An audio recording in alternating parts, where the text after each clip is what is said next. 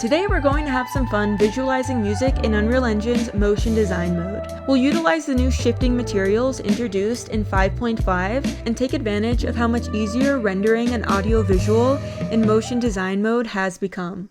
To start, I'm going to delete my cloner and effector so that I can show you how to create this effect from scratch. I'm also going to delete it from my sequencer here and hide my character. And now let's go ahead and go to motion design mode. If you don't see motion design mode, go to edit and plugins and type in motion design and make sure this plugin right here is enabled. After that, let's use this drop down menu and go to shapes and select a sphere and add a sphere to our scene. Let's zero out its location and hit F to focus in on it. And now inside the motion design mode, go to actors and select cloner actor. And let's tap one into our screen here.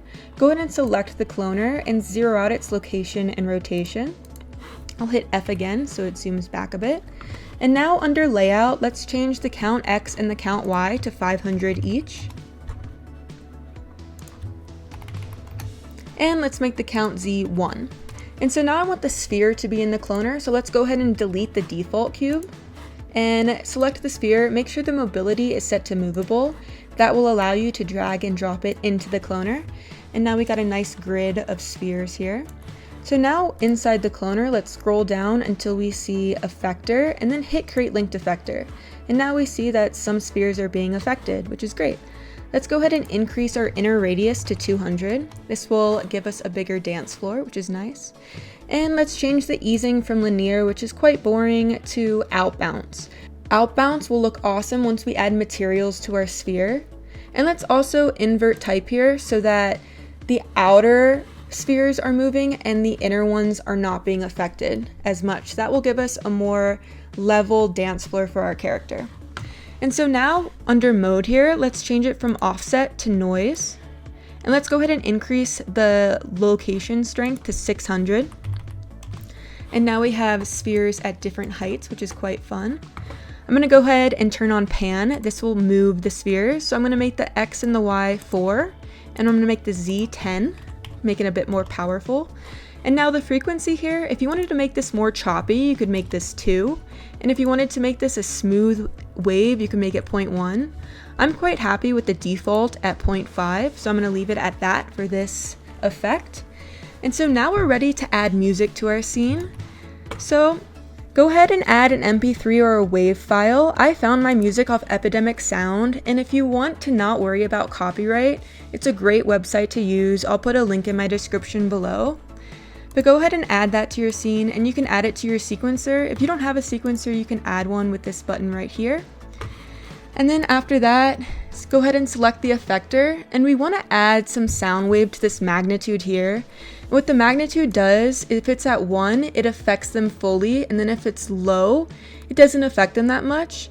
And so when we apply a sound to this, if the sound is really loud, it increases the magnitude, and then if it's low, it decreases it. So that creates a nice visual effect with the audio. So now right click on magnitude and go to sound wave, and then under properties, click magnitude float. In order to visualize this, make sure your motion design mode is selected, and under here you can find operation stack. Go ahead and click that, and then go to animators and make sure your effector is selected so that we can see the animators affecting the effector. And now we see a sound wave here, and we see the link properties, and we have a magnitude, which is great. And so now let's add our music into the sample sound wave here. So you can just drag it and drop it. And now we see some effect is occurring, which is awesome. I want this to play when my sequencer plays. So go ahead and check on time source and change it from world to sequencer. That will give us some more options here. Now before I hit create track, I want to turn on frame rate and change this to 24 frames per second since that's what my sequencer's at. And then we can go ahead and hit create track. And this will really help us when it comes time to render, because now we have our effector animating, and this will render in time with the music, which is awesome. Now if I hit play, we see that it's working with the music here, which is quite nice. I'm going to go ahead and exit out of the camera for now. The outer radius needs to be more, so let's go under here and find shape in the effector and go to outer radius, and then go ahead and right click, and instead of adding a new sound wave, we can go to our existing animators and find the sound wave we already created. Then go to properties and check on outer radius. And now if we scroll down, we see the outer radius is linked to our original sound wave. I found this is just more organized. Now under the outer radius, let's go ahead and change the amplitude max to 12,000. And now when I hit play, we see that the outer radius is moving with the beat of the music. So if it's really loud, it increases its size, and then if it's softer, it makes it lesser. And this will also look really cool when we add materials, which is what we're going to do now. So let's go ahead and open up our content browser, go to our materials folder and right click to create a new material. Let's call this M_audio. Double click to open it. I'm going to drag it in its own browser. Make sure the main material node is selected and then go ahead and type in Niagara. Make sure the Used with Niagara Mesh Particles is selected. That will allow us to link this material to our cloner. Can exit out of this now. And now let's go ahead and add some emissive colors. So go ahead and hold down 3 and click, and this will allow us to add some colors. So in this first one, I'm going to add a tealish color, and I'm going to change the V here to 2.5. This will allow our color to glow a bit. Make this slightly greener. And this second color is going to be pitch black. And when we add a lerp node, so hold down L and click, let's plug the blue value into A and the black value into B. And what this will do is it will interact with the cloner so that some of the spheres are blue and some of them are black. But in order for it to register that, we need to right click and type in cloner and choose cloner effector parameters. Now there's a bunch of options here, but for this effect, I'm going to plug in the color to the alpha here, and then we can plug in the output of the lerp into the emissive color, and go ahead and hit apply.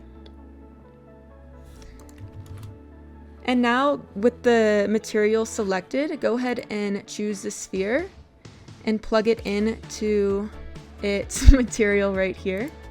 And now we see that that's working. One other thing I want to do is make these spheres really shiny so they play with the light, and I think that creates a cool effect. So I'm going to make the metallic 1 and the specular 1, and I'm going to decrease the roughness to 0.25. Go ahead and hit apply again.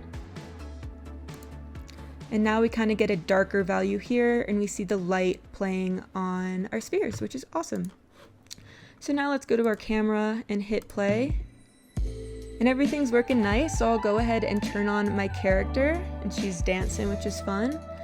And so before I get to rendering, I'll show you how I set up some of my scene here. I added some exponential fog, and I turned on the volumetric fog. And this will just help create a little bit more depth in the background here. And now for the spotlight. I zeroed it out, and then I raised it 8,251 feet. And then I also rotated it -90 degrees on the y-axis here. I increased the intensity to 16,000. And I made the attention radius quite large. I made the inner cone more direct so it affected the character. The outer cone 200. And I also made the light blue. And then for the post-processing volume, I turned on bloom and I changed the method to convulsion, which is great if you're not using games.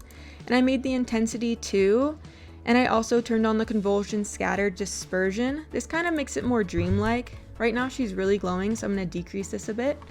But you can also affect that more with when you go to your movie queue. Increasing the quality of the bloom will make it look better than what it did in my viewport just there. And then I also turned on a lens flare. So I checked on the intensity and I made the broker size 10.7 and the threshold 20. And now you're ready to render. So in 5.4, rendering out an audio visual in motion design really didn't work that well. You had to like hit play and then go, and you couldn't use anti-aliasing. But in this one, it's working pretty well. So just go to settings, make sure to add a wave audio. This will export your music for you as well. And then you can add an EXR or something larger if you'd like. You can also add some anti-aliasing. I'm going to turn on override, and let's just make this 4x4. Now when I rendered this earlier, I also used some console variables as well as high resolution and game override, but go ahead and add whatever settings you normally do for exporting, and then you can hit accept. Now before hitting render, go ahead and save just in case it crashes, and then we can go ahead and hit render local. I found that the first couple frames don't render the cloner. I guess it takes a couple to load in, but after frame 5, it works beautifully. It's definitely such an improvement from 5.4. Yay, 5.5. Can't wait for 5.6. Woo! And here's the final results. If you enjoyed this, check out these other audio-visual tutorials I created using Unreal Engine's Niagara system. Also, if you learned something from this video, please give it a thumbs up and subscribe for future Unreal tutorials. That would help me out so much. Thank you and have an awesome day.